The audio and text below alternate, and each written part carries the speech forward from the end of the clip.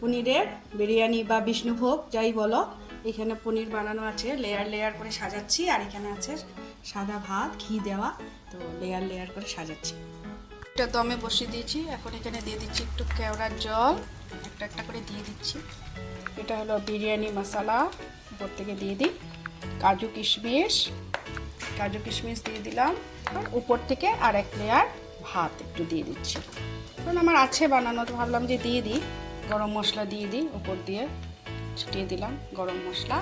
আর দিব কাসুরি মেথি। নিরামিষ আজকে এটা পুরোপুরি, তো যত রকম ফ্লেভার দেওয়া যায় তত বেশি ভালো হবে খেতে।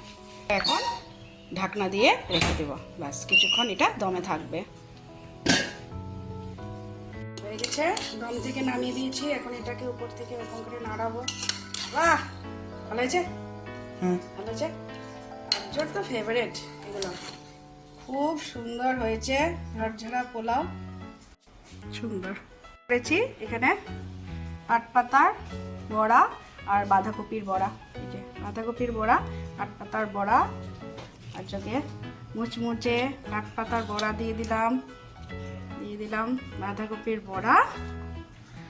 আর তোর তো ফেভারিট এইসব জিনিস। আর যাওয়া আসো, ব্যাস রেডি। কেমন হয়েছে বলবে সবাই কমেন্টে। দেখাতে ভুলে গেছিলাম, এই যে আলু আর গাজরের ভাজা, 3 রকম ভাজা, আর এই পনিরের বিরিয়ানি বলো, বিষ্ণুভোগ বলো। চলো।